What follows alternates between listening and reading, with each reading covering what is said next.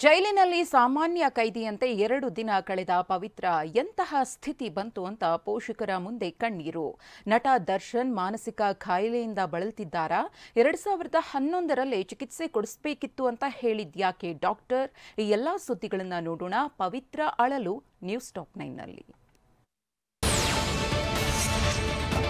ಪವಿತ್ರ ಗೌಡ ಪರಪ್ಪನ ಅಗ್ರಹಾರ ಜೈಲಿನಲ್ಲಿ ಸಾಮಾನ್ಯ ಕೈದಿಯಂತೆ 2 ದಿನ ಕಳೆದಿದ್ದಾರೆ. ಪವಿತ್ರ ಗೌಡ ಅವರನ್ನ ನೋಡಲು ಅವರ ತಂದೆ, ತಾಯಿ, ಸಹೋದರ ಹಾಗೂ ಚಿಕ್ಕಮ್ಮ ಪರಪ್ಪನ ಅಗ್ರಹಾರ ಜೈಲಿಗೆ ಭೇಟಿ ನೀಡಿದ್ರು.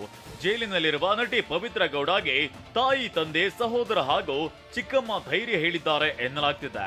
ಪೋಷಕರ ಭೇಟಿ ವೇಳೆ ಪವಿತ್ರ ಗೌಡ ಮೊದಲ ಬಾರಿಗೆ ಮಗಳ ಬಗ್ಗೆ ವಿಚಾರಿಸಿದ್ದಾರಂತೆ. ಈ ವೇಳೆ ಮಗಳ ಬಗ್ಗೆ ಚಿಂತೆ ಮಾಡಬೇಡ, ನಾವು ನೋಡಿಕೊಳ್ತೇವೆ ಅಂತ ಪೋಷಕರು ಹೇಳಿದ್ದಾರೆ ಎನ್ನಲಾಗ್ತಿದೆ.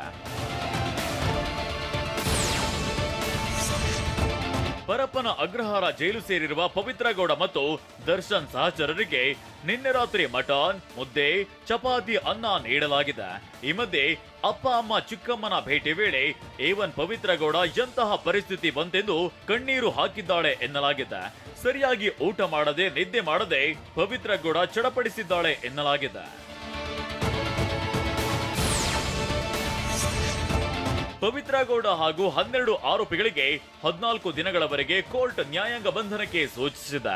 ಆದರೆ ಜುಲೈ 4ರವರೆಗೂ ಅವರು ಪರಪ್ಪನ ಅಗ್ರಹಾರದಲ್ಲಿ ಇರಬೇಕಿದೆ. ಆ ಬಳಿಕ ಪೊಲೀಸ್ ತನಿಖೆಯ ಸ್ಥಿತಿಗತಿ, ವಾದ ಪ್ರತಿವಾದಗಳನ್ನ ಕೇಳಿದ ನ್ಯಾಯಾಲಯವು ನ್ಯಾಯಾಂಗ ಬಂಧನ ಇಲ್ಲವೇ ಪೊಲೀಸ್ ವಶಕ್ಕೆ ಅಥವಾ ಜಾಮೀನು ಇಲ್ಲವೇ ಶಿಕ್ಷೆ ಅವಧಿಯನ್ನ ನಿರ್ಧರಿಸಲಿದೆ.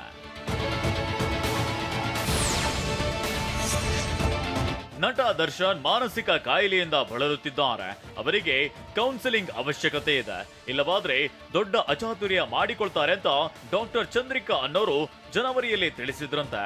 ದರ್ಶನ್ ವೇದಿಕೆಯಲ್ಲಿ ಮಾತನಾಡುವ ರೀತಿ ಅಬ್ಸರ್ವ್ ಮಾಡಿ ಹೇಳಿದ್ದ ಡಾಕ್ಟರ್ ಚಂದ್ರಿಕಾ ಹೀಗೆ ಹೇಳಿದ್ರಂತೆ. ಆದ್ರೆ ಯಾರು ಕೂಡ ದರ್ಶನ್ಗೆ ತಿಳಿ ಹೇಳುವ ಪ್ರಯತ್ನ ಮಾಡಲಿಲ್ಲ ಅಂತ ವೈದ್ಯರು ಹೇಳಿದ್ದಾರೆ. Behaviour disorder, angry disorder, withdrawal symptoms, post dramatic stress disorder, ADHD, childhood trauma ಇದೆಲ್ಲ ಡಿಸಾರ್ಡರ್ಗಳಿಂದ ದರ್ಶನ್ ಬಳಲುತ್ತಿದ್ದಾರೆ. ಅವರಿಗೆ ಸರಿಯಾದ ಕೌನ್ಸಿಲಿಂಗ್ ಅಗತ್ಯವಿದೆ ಅಂತ ಡಾಕ್ಟರ್ ಚಂದ್ರಿಕಾ ಅವರು ಹೇಳಿದ್ದಾರೆ.